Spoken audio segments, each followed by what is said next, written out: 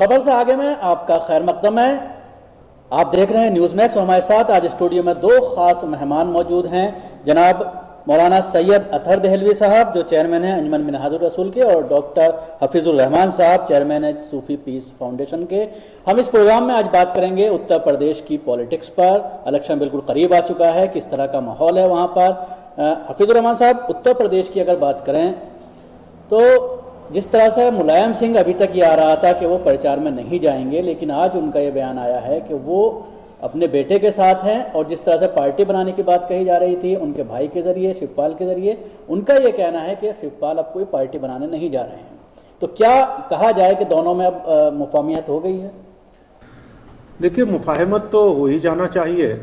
लेकिन अब जिस मंजिल में इलेक्शन पहुंच गया है और सियासत जिस जगह पर पहुंच गई है उस जगह पर इसकी बहुत ज़्यादा इम्पोर्टेंस नहीं है कि मुलायम सिंह जी प्रचार में जाएं या अपने घर बैठे रहें, शिवपाल जी अब नई पार्टी बनाएं या ना बनाएं, इसका कोई बहुत ज़्यादा असर नहीं। क्योंकि उत्तर प्रदेश में जो समझदार लोग हैं उनकी नज़र के सामने बिहार का एग्जाम्पल है, और उत्तर प्रदेश 2019 के लिए सेमीफाइनल है।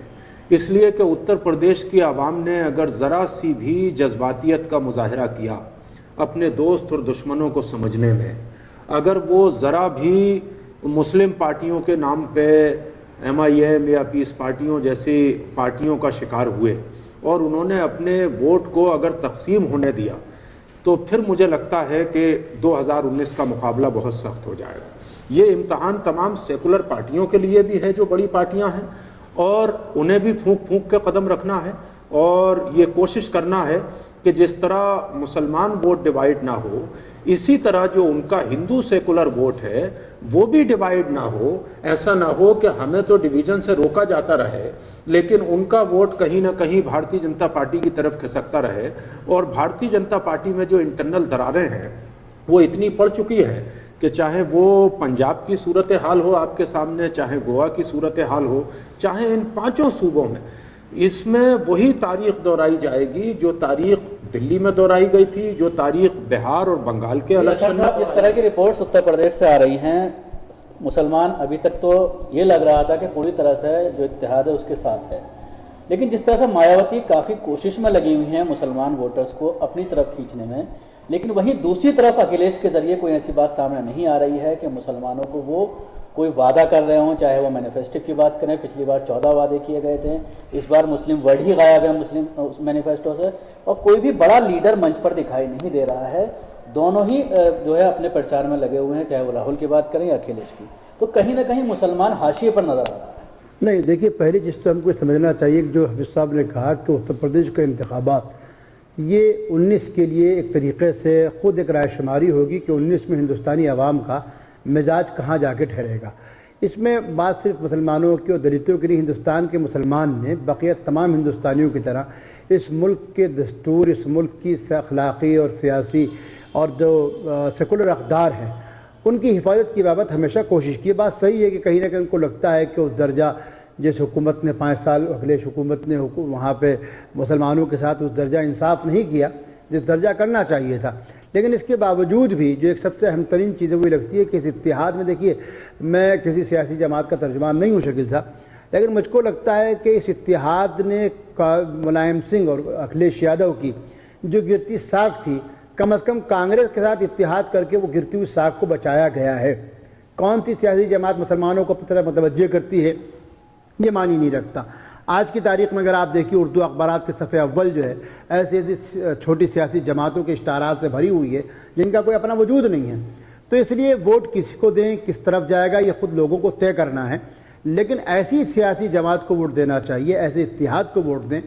जो कम अज़ कम दस्तूर की बुनियादी रूह, उसकी जो यानी सेकुलर अक़दार, सबको साथ लेकर चलना, मसावत, मवाक़े, शिनाख्त, इनकी बात करे तो मुसलमानों को भी बाकी लोगों के साथ मिलकर जाना, अलग से अपनी पहचान बना के जो है एक तरीके से पोलराइजेशन। मैं समझता हूँ कि उत्तर प्रदेश के मुसलमान और कोई भी उत्तर प्रदेश की जो लोग हैं वो इस तरह कदम नहीं करना चाहिए ऐसे में मुसलमानों को, मतलब सबको एक ही तरफ जाना चाहिए या सीट वाइज कुछ डिसाइड करना चाहिए? कि बीजेपी को रोका जाए, क्योंकि अभी अगर हालात देखे जाएं तो बीजेपी बहुत पीछे चल रही है। लेकिन जिस तरह से वोट तकसीम करने की रणनीति पर हमेशा काम करती रही है बीजेपी, और उस पर वो काम कर भी रही है, जिस तरह के बयानात अब आ रहे हैं। देखिए, असल चीज़ ये है कि उत्तर प्रदेश के अंदर मसला ये नहीं किसी इत्तेहाद को, किसी जमात की हिमायत की जाए, बल्कि उत्तर प्रदेश की मजमूई सूरत हाल और मुल्क की मजमूई सूरत हाल, जिसमें दस्तूर की हिफाजत और सेकुलर अक़दार की हिफाजत हो सके, उस तरफ मुसलमानों को भी जाना चाहिए, कमज़ोरों को भी नहीं चाहिए, वो हिंदुओं को भी जाना चाहिए। और जो हफीज़ुर रहमान साहब ने कहा कि आज की तारीख़ में भारतीय जनता पार्टी अपने झूठ, अपनी फरेबकारी और लोगों के तई जो उसके झूठे वादे थे वो बेनकाब हो चुके हैं। उसका आपसी इंतशार जो है लोगों के सामने है। एक तरफ आज इत्तेनात अखंड हिंदू राष्ट्र की बात करते हैं, दूसरी तरफ वही भारतीय जनता पार्टी के ख़िलाफ़ जो अपने उम्मीदवार खड़े कर रहे हैं। तो कहीं ना कहीं ये जो तमाम तर चीज़ें हैं, इन हालात में लोगों को बहुत समझदारी के साथ दस्तूर, जो मैं बार बार एक ही लफ्ज़ कह रहा हूँ कि दस्तूर और सेकुलर अक़दार की हिफाजत के लिए मैं समझता हूँ कि ऐसे इत्तिहाद को, ऐसी जमातों को जो इनकी पासदारी करती हों, जहाँ तक बहुत सारी जमातें, मैं किसी जमात का नाम नहीं लूँगा, मैं एक बात मानता हूँ कि इस पूरे इत्तिहाद में, मैं बहैसियत के तर्जुमान नहीं, ऐसे बहुत सारी जमातें आपको मिल जाएंगी जिन्होंने कभी ना कभी मुफाहमत के साथ, अलाइंस के साथ, या समझता हूँ कि किसी भी कुछ देर के लिए जुज़वक्ती या कुल वक्ती भारतीय जनता पार्टी के साथ रहे हैं। तो ऐसे मुसलमानों को, कमज़ोरों को, दलितों को, ऐसे लोगों से भी जो इब्नुल वक्ती और जो अपॉर्चुनिज़म यानी वक्त के साथ बदलने की वो रखते हों, उनसे भी होशियार रहने की ज़रूरत है। बिल्कुल, उनका कहना है कि ऐसे लोगों से होशियार रहने की ज़रूरत है जो मुसलमानों का इस्तेमाल करते हैं, उसके बाद दूसरी पार्टियों से मुफाहमत कर लेते हैं। लेकिन अगर बात की जाए अब जिस तरह के बयानात उत्तर प्रदेश में बीजेपी लीडरान के आ रहे हैं, राम मंदिर का मामला उठाया गया, उसके अलावा अमित शाह ने मेरठ में कहा कि रोमियो सेना बनाई जाएगी, कत्ल खाने के ऊपर बात की गई कि पूरे, और 3 तलाक का मामला उठाया गया कि उस पर भी बात की जाएगी। तो क्या कहना है कि आप फिर दोबारा से ये पूरा अपना जो पोलराइजेशन का जो खेल है उस पर आ गए? देखिए, उनके पास इसके अलावा और कोई ऑप्शन नहीं है। एक गुंडा और क्या बना सकता है? जो आदमी खुद टेंटेड हो, जो इंसान भगोड़ा घोषित हुआ हो, आज वो भले किसी पार्टी का राष्ट्रीय अध्यक्ष बन जाए तो उसके जहन की बिसात तो वहीं तक होगी जिस काम का वो एक्सपर्ट है। तो उनकी जो जहनी सतह है, अमित शाह ने अपने जहन के मुताबिक बयान दे दिया। मोदी जी आज तक ये तय नहीं कर पाए कि उन्होंने जसोदा बहन को 1 बार में तलाक दी या 2 बार दी या 3 बार दी। तो उन्होंने ये सोचा भाई ये 3 तलाक का मसला उठा दिया जाए, लेकिन उन्होंने ये कहा है कि उत्तर प्रदेश इलेक्शन के बाद 3 तलाक को इंप्लीमेंट किया जाएगा। इट मीन्स कि जब जनता उनको 3 तलाक दे देगी तब वो उसे इंप्लीमेंट करने की बात कर रहे हैं, क्योंकि पहली तलाक तो उनको दिल्ली में मिल गई थी, दूसरी बिहार में मिल गई थी, तीसरी उत्तर प्रदेश में उनको मिलने वाली है। ठीक है, तो जहां से उनके 73 मेंबराने पार्लियामेंट जीत के आए हैं और आज बहुत सारी जगहों पर उनकी तलाश चल रही है। लोग ढूंढ रहे हैं कि हमारा एमपी कौन है। आप बताइए, आप संभल के रहने वाले हैं, क्या आप बाई फेस जानते हैं कि संभल का एमपी कौन है? क्या मुरादाबाद वाले लोग जानते हैं मुरादाबाद का एमपी कौन है? क्या रामपुर वाले जानते हैं रामपुर का एमपी कौन है? क्या इन जगहों पर जो निधि एलोकेट हुई थी वो कहीं भी आज तक इस्तेमाल हुई है? इससे पहले किसी भी पार्टी के, किसी भी पॉलिटिकल पार्टी के, इंक्लूडिंग बीजेपी के भी इससे पहले मेंबराने पार्लियामेंट रहे हैं। लेकिन मोदी जी की आंधी में जो एमपी बन के आए हैं वो इस तरह के नाकारा तरीन बेशतर ऐसे एमपी बन के आए हैं कि जिन्होंने अपने एरिया की तरफ जाकर देखा भी नहीं है। तो बीजेपी के अंदर जो गुस्सा है और बीजेपी में जो सीनियर लीडरों को किनारा करने का जो मोदी जी ने किनारा किया है उनको, और उनकी लॉबी का जो गुस्सा है, एक नई पहचान, एक डिक्टेटरशिप, एक हिटलर शाही जो इंप्लीमेंट की गई है, तो बीजेपी 2 तरफ से डूब रही है। एक तो यह कि सिर्फ मोदी जी और अमित शाह उसको चला रहे हैं, एक तो यह है उनकी इंटरनल वार है, दूसरी तरफ यह है कि जिस दिन यह अलायंस हुआ था उत्तर प्रदेश के अंदर, उसी दिन यह मैसेज कन्वे हो गया था कि इस अलायंस की बुनियाद पर सरकार बनना तय है। अब वो सरकार 250 सीटें लाकर बनेगी या 225 लाकर बनेगी या 250 लाकर बनेगी या 300 लाकर बनेगी, लेकिन मेजॉरिटी की सरकार अलायंस की 100%। सदर साहब, जिस तरह से बीजेपी के जरिए वक्त वक्त पर नए नए मुद्दे निकाले गए, सर्जिकल स्ट्राइक का मामला आया, हमेशा कहते हैं पाकिस्तान पर हमला कर दिया जाएगा, या अब जिस तरह से उत्तर प्रदेश इलेक्शन से सिर्फ 2 महीने पहले जिस तरह से आम आदमी पर स्ट्राइक किया गया है नोटबंदी के जरिए, तो क्या यही एक वजह है जिससे आम वोटर जो है बीजेपी से भाग रहा है? ये भारतीय जनता पार्टी की जो मौजूदा सूरत है, जिसके चेहरा जो है वो नरेंद्र मोदी है, भारतीय जनता पार्टी की हुकूमत इससे पहले कि वो जनसंघ की सूरत में हो या अटल बिहारी वाजपेयी की सूरत में हो, वहाँ एक कुछ लफ्ज़ होते थे, कुछ मुद्दे होते थे जिनके साथ वो बातचीत करते थे। नरेंद्र मोदी साहब और इस मौजूदा हुकूमत की परेशानी ये है कि अपने नाकामियों को छुपाने के लिए एक तरफ ये कहते हैं कि साहब फ़लाँ पार्टियाँ, फ़लाँ ये सेकुलर लोग जो है वो मुसलमानों के नाम पे सियासत कर रहे हैं। असल में ये जो हिंदी का एक लफ्ज़ में जब मैं इस्तेमाल कर रहा हूँ उसका तर्जुमा भी है कि साहब ये मुसलमानों को एक तरीक़े से जिसको कहते हैं मखदूश बना के और हिंदुओं को कई मुसलमानों को दहशतगर्द साबित करके ये अपने मफादात सीधा करना चाहिए। मैं इनकी 2-3 बातें आपको बताता हूँ। एक तरफ ये कहते हैं कि साहब राम मंदिर वाले मुद्दे के ऊपर, जो इनको आज राम मंदिर याद आ रहा है, 73 मेंबरान पार्लियामेंट, अयोध्या और फैज़ाबाद के अतराफ़ में इनके मेंबरान पार्लियामेंट, लेकिन पिछले 3 साल में RTI से ये मालूम किया गया